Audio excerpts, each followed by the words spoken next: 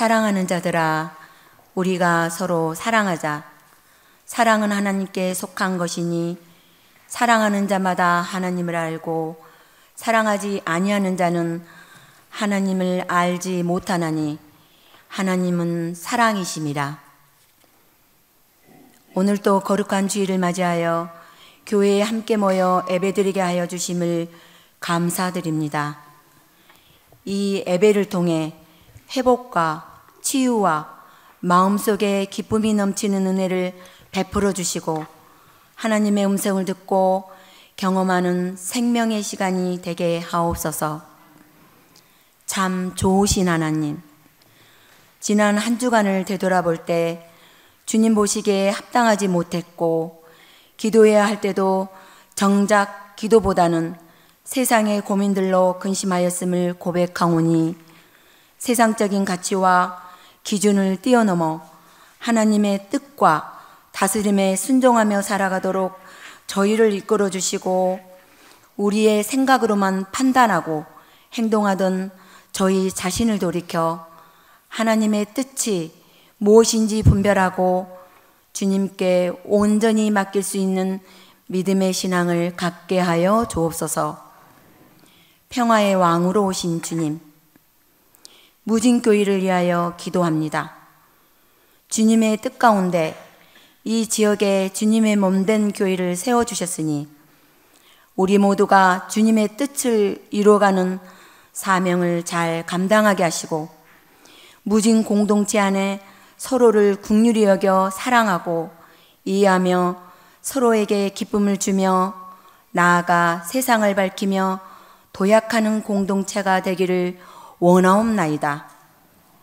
만복의 근원이 되신 하나님, 주님의 세상이 코로나로, 기후변화로, 전쟁과 지진으로 힘들고 지친 연약한 이들을 기억하여 친히 그들을 찾아가 따뜻한 손을 잡아주시고 언제나 하나님의 섭리 가운데 평화를 누리며 애롭지 않게 친히 붙들어 주옵소서.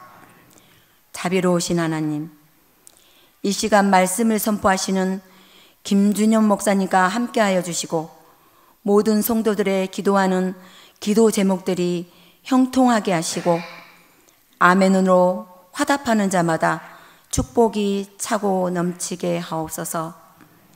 안식년을 맞이하여 멀리 여행 중이신 담임 목사님 부부에도 여행 일정 속에 주님이 동행하셔서 건강한 모습으로 오실 때까지 안전하게 잘 지켜 주옵소서.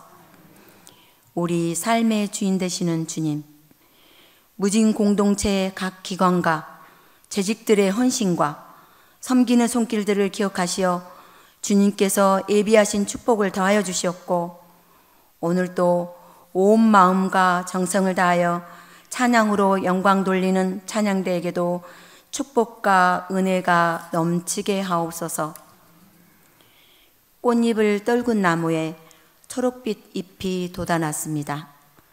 이 푸른 계절에 더 깊이 사랑하고 더 많이 나누며 더 많이 섬기는 성숙한 믿음의 자녀로 거듭날 수 있게 도와주시고 우리가 사는 세상을 조금은 더 부드럽고 더 사랑하며 더 따뜻한 곳으로 바꾸기 위해 애쓰는 저희들의 작은 헌신을 기쁨으로 받아주시길 바라며 우리를 사랑하는 예수 그리스도 이름 받들어 간절히 기도드리옵나이다.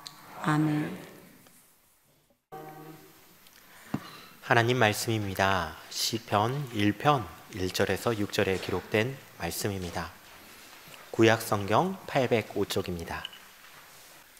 시편 1편 1절에서 6절의 말씀을 함께 교독합시다. 복 있는 사람은 악인들의 꾀를 따르지 아니하며 죄인들의 길에 서지 아니하며 오만한 자의 자리에 앉지 아니하고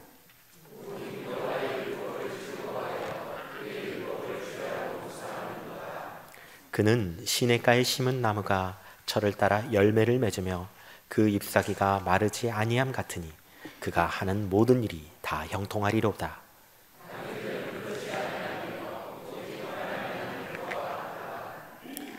그러므로 악인들은 심판을 견디지 못하며 죄인들이 의인들의 모임에 들지 못하리로다. 무릇 의인들의 길은 여호와께서 인정하시나 악인들의 길은 망하리로다. 아멘. 오늘은 복 있는 사람이라는 제목으로 말씀을 함께 나눌까 합니다. 복 있는 사람, 어떠한 사람일까요? 우리는 일상생활에서 흔히 오복이라는 말을 씁니다. 이 오복이라는 말은 사서 삼경에 나오는 말이기도 한데요. 수, 오래 사는 것; 부, 살아가는데 불편하지 않을 만큼의 재산; 강령, 정신적으로나 육체적으로나 건강한 것; 유호덕, 남에게 선을 베풀며 덕을 쌓는 것; 그리고 마지막으로 고종명, 질병 없이 살다가 고통 없이 편안히 인생을 마치는 삶을 말합니다. 이 위에도 복 있는 사람은 좋은 친구를 사귀며 높은 관직에 앉으며 치아가 튼튼하며 여러 가지의 복들을 말하고 있습니다.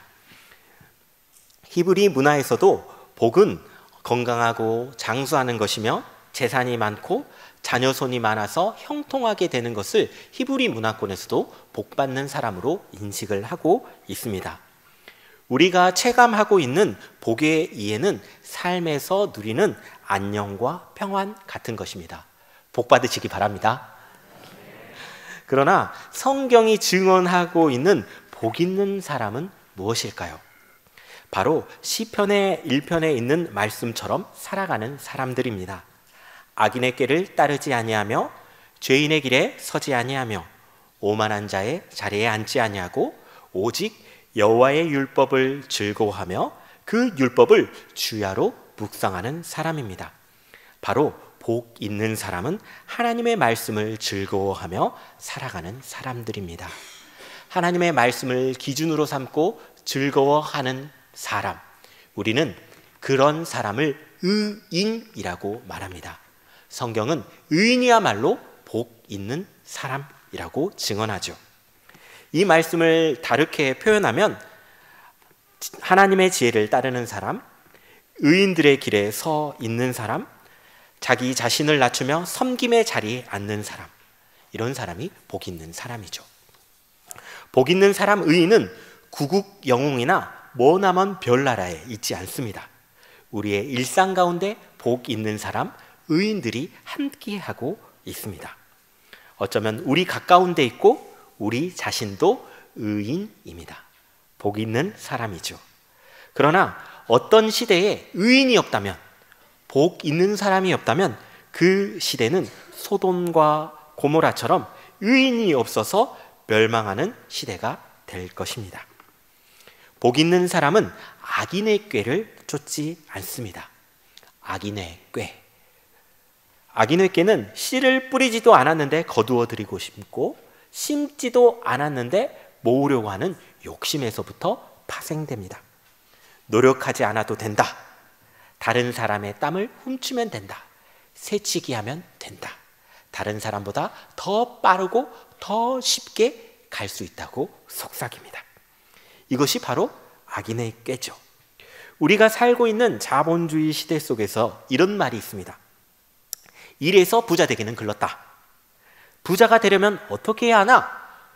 노동으로 부자가 되는 것이 아니라 돈이 돈을 벌게 해야 한다. 하이 리스크, 하이 리턴. 높은 변동성이나 위험이 있는 곳에 더 많은 수익과 더 많은 재물이 있다. 그래서 우리는 공격적으로 투자를 해야 한다. 이런 말이 속담처럼 인용되고 있습니다. 우리가 살고 있는 자본주의 시대는 물질이 가장 풍요로운 시대입니다. 그러나 역설적으로 가장 많이 빚지는 시대에 우리는 살고 있습니다. 양극화로 인하여 어떤 이들은 생존을 위해서 빚을 내고 있습니다. 그러나 또 한편에서는 더 많이 부자가 되기 위해서 빚을 내는 사람들이 있습니다. 또 어떤 사람들은 자동차나 고가의 사치품을 사기 위하여 빚을 내는 사람도 있죠. 빚의 결과로 따라오는 것이 있는데 그것은 이자입니다. 그냥 이자가 아니라 복리 이자입니다. 처음 돈을 빌려올 때는 달콤한 열매로 다가왔지만 그 끝은 이자처럼 무겁고 굉장히 씁니다. 처음의 시작은 달콤하지만 그 끝이 매우 쓴 것이 바로 악인의 꾀입니다. 미래의 나를 저당 잡아서 오늘을 살찌게 하는 모략입니다. 이 악인의 꾀를 우리는 어떻게 간파하고 어떻게 하나님의 말씀으로 능히 물리치며 살아갈 수 있을까요? 하나님의 말씀이 너무나도 명확하고 악인의 꾀가 너무나 명확해서 둘 중에 하나라만 택하면 우리 모두는 다 하나님의 말씀을 택할 것입니다. 그러나 세상은 그렇지 않습니다. 사탄도 하나님의 말씀을 인용합니다.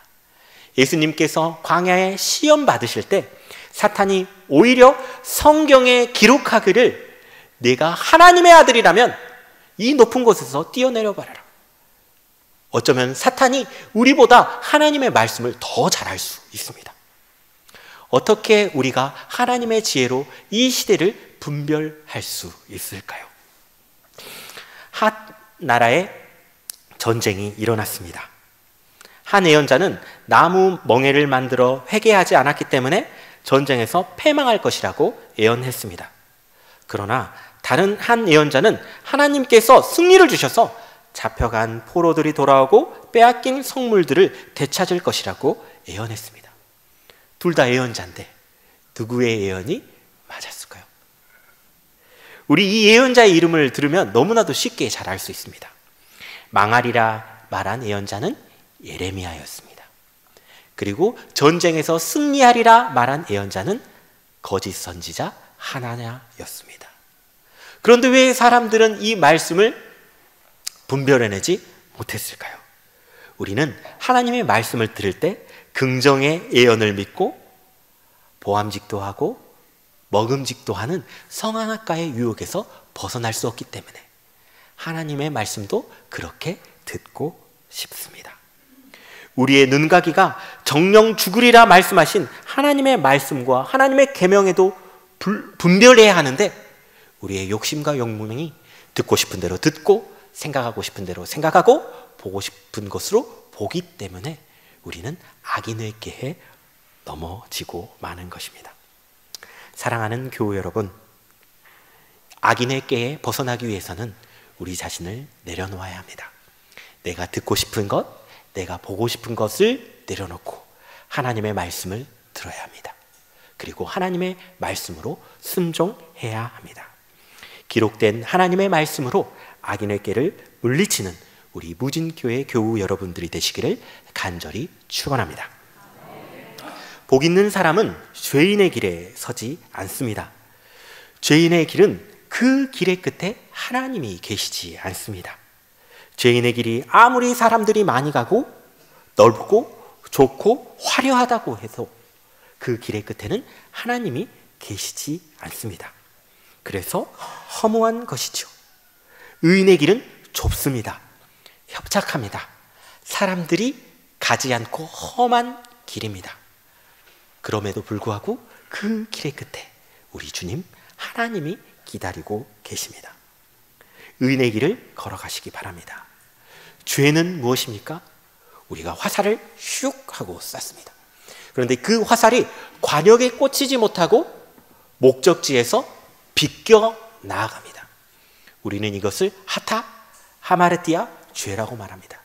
죄는 윤리적으로나 도덕적으로나 이런 것을 어기는 관념이나 습관이 아니라 하나님의 반대편에 서는 것, 하나님의 목적에서 어긋나는 행위 자체가 바로 죄라고 성경은 기록하고 있습니다. 우리는 목적을 분명하게 상정해두고 뚜벅뚜벅 걸어 나가야 합니다. 토끼와 거북이가 경주를 합니다. 토끼의 목적은 거북이를 이기고 조롱하는 것입니다. 토끼는 잘 알고 있습니다. 내가 거북이보다 더 빠르다. 그리고 훨씬 점프력도 좋다. 저기 멀리서 뒤쳐져 있는 거북이를 바라보며 조롱하는 것, 웃고 실컷 비난하는 이것이 바로 토끼입니다. 토끼의 목적은 거북이를 골려주고 싶습니다. 그리고 토끼의 경쟁 상대는 바로 거북이이죠. 그러나 거북이의 경쟁 상대는 누굽니까? 토끼입니까? 아니죠. 거북이의 경쟁 상대는 바로 목적지입니다. 토끼가 얼만큼 빠르든 점프를 줬든 그건 상관하지 않습니다. 내가 갈 길은 목적지를 향하여 뚜벅뚜벅 걸어가는 것. 인내하며 묵묵히 하나님 뜻에 순종하며 걸어가는 것. 이 거북이같이 기어가는 길이 바로 의인의 길입니다. 우리의 길이 더딜지라도, 세상 사람들이 조롱할지라도 그 길의 끝에 하나님이 계십니다. 우리가 힘들고 지쳐서 쓰러져서 이 길 너무나도 가기 힘든데요, 주님? 그러면 말하십시오. 아뢰십시오. 하나님께서 우리에게 손잡아 주시고 같이 가자 말씀하십니다. 우리는 이렇게 의인의 길을 뚜벅뚜벅 걸어 나아갑니다. 다른 목적지는 필요치 않습니다. 체면이나 채통, 주위의 시선을 신경 쓰지 않고 오직 하나님만 바라보며 걸으면 됩니다. 의인의 길을 가기 위해서 필요한 마음은 용기입니다. 저쪽 길이 사람 많이 가는데요. 저쪽 길이 더 좋아 보이는데요. 왜 나는 이렇게 외롭고 좁고 협착한 문을 갈까요? 그 길이 맞더라도 진정한 하나님으로부터 나오는 용기가 없다면 그 길을 걸어가기에는 굉장히 쉽지 않습니다. 의인의 길을 걸어갈 때는 용기가 필요합니다. 이솝 우화에 이런 얘기가 있습니다. 고양이가 쥐들을 쫓아다녀서 쥐들의 세상이 멸망당하게 생겼습니다. 그래서 아이디어 회의를 했습니다. 많은 방법들이 제안되었지만 채택되지 않았죠. 그리고 마침내 지혜가 모아졌습니다. 고양이 목에 방울이 달린다면 위험 신호를 미리 감지할 수 있고 우리는 고양이로부터 안전할 수 있지 않을까 하는 좋은 방법이 생각났습니다. 그러자 늙은 쥐가 이렇게 말했습니다. 그렇다면 고양이 목에 방울은 누가 달지? 하자 침묵했습니다. 의인의 길이 맞는 길이더라도 용기가 없다면 그 길은 쉽게 걸어 나가지 못합니다. 복 있는 사람은 용기가 있는 사람입니다. 희생을 하더라도 손해를 보더라도 하나님의 말씀을 따르는 사람들입니다. 나의 손익계산서가 중요한 것이 아니라 그의 나라와 그의 의를 구하는 것이 먼저인 사람들입니다. 이런 복 있는 사람들은 세상이 감당하지 못하는 사람들입니다. 히브리서 11장 33절에서 34절에는 이렇게 기록되어 있습니다. 그들은 믿음으로 나라를 이기기도 하며 의를 행하기도 하며 약속을 받기도 하며 사자의 입을 막기도 하며 불의한 세력을 멸하기도 하고 칼을 피하기도 하고 연약한 가운데서 강하게 되기도 하고 전쟁에서 용감하게 되어 이방 사람들의 진을 물리치기도 합니다. 히브리서 기자는 이것을 믿음이라고 선포합니다. 믿음은 분별력과 용기가 있어야 됩니다. 맞다고 확신하고 그것에 대해서 용기를 내어야만 믿음이 강하게 됩니다. 이런 사람들을 세상이 감당하지 못하는 사람이라고 성경은 기록하고 있습니다. 그렇다면 믿음으로 살아간다면 반드시 찾아오는 손님이 있습니다. 세상도 두렵지 않는데 나에게는 하나님의 지혜를 분별할 수 있는 능력이 있고 의인의 길을 올곧게 걸 수 있는 용기도 있는데 나에게 어떤 위험이 올까요? 그것은 바로 오만입니다. 오만은 복을 많이 누리는 사람일수록 오만해지기 쉽습니다. 왜냐하면 많은 성공의 경험이 있기 때문입니다. 성공을 경험한 사람들은 비슷한 문제에 부딪힐 때 남들보다 그 문제를 수월하게 해결할 수 있습니다. 하지만 과거의 성공의 경험이 때로는 독이 되기도 합니다. 과거의 경험으로 인하여 고정관념이 생기고 객관적인 시각을 방해하기 때문입니다. 그 결과로 위기의 신호를 과소평가하거나 위기를 감지했음에도 불구하고 기존에 성공했었던 방식에 집착해서 적절하게 대응해내지 못합니다. 이렇게 오만은 분별력을 편견으로 용기를 만용으로 바꾸어 놓습니다. 나의 의로움을 내세우고 타자의 연약함을 지적합니다. 이 오만함에 빠지면 눈도 멀고 귀도 멀게 되는 것이지요. 그렇다면 우리는 이 오만을 어떻게 극복할 수 있겠습니까? 복 있는 사람은 오만한 자의 자리에 앉지 아니합니다. 언제나 복 있는 사람은 언제나 어디서나 하나님의 말씀을 주야로 묵상하는 사람입니다. 묵상하다의 단어는 읊조리다라는 뜻을 내포하고 있습니다.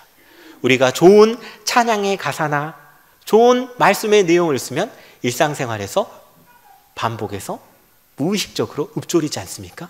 하나님의 말씀을 읊조리고 즐거워하는 사람입니다. 그래야 오만한 자의 자리에 앉지 아니하게 됩니다. 하나님의 말씀의 요체가 무엇입니까? 저는 갈라디아서 2장 20절에 있다고 생각합니다. 내가 그리스도와 함께 십자가에 못 박혀 죽었나니 그런즉 내가 이제 사는 것이 아니요 오직 내 안에 그리스도께서 사시는 것이라. 이제 내가 육체 가운데 사는 것은 나를 사랑하사 나를 위하여 자기 자신을 버리신 하나님의 아들을 믿는 믿음으로 사는 것이다. 나는 죄인입니다. 의인은 자신이 죄인이라는 것을 알고 있습니다. 자신의 의로움을 내세우는 것이 아니라 나는 죄인이었고 그리스도로 말미암아 의롭게 되었습니다 고백하는 사람들입니다. 하나님의 아들을 믿는 사람, 그것이 가장 세상에서 큰 복인 줄을 믿습니다. 나를 사랑하사 나를 위하여 자기 몸을 버리신 하나님 아들을 믿는 것, 예수님을 바라보는 것, 그분께서 죄인이었던 우리를 의인으로 변화시켜 주셨습니다. 그분의 절대적인 의를 통하여 우리의 오만은 겸손으로 바뀌게 됩니다. 우리가 복 있는 사람이 될 수 있었던 이유는 그분으로 말미암아서입니다. 예수 그리스도께서 별 볼 일 없고 앙상한 나무 같은 우리를 시냇가에 옮겨 심어 주셨습니다. 저를 따라 의의 열매를 맺으며 그 사랑의 잎사귀가 마르지 않을 것입니다. 우리가 하는 모든 일이 다 형통할 것입니다. 그 이유는 그리스도 예수께서 우리를 세상에 복 있는 자로 심으셨기 때문입니다. 복 있는 사람은 예수님을 믿고 따르며 즐거워하는 사람입니다. 복 있는 사람은 의인입니다. 복의 근원은 예수님입니다. 함께 기도합시다.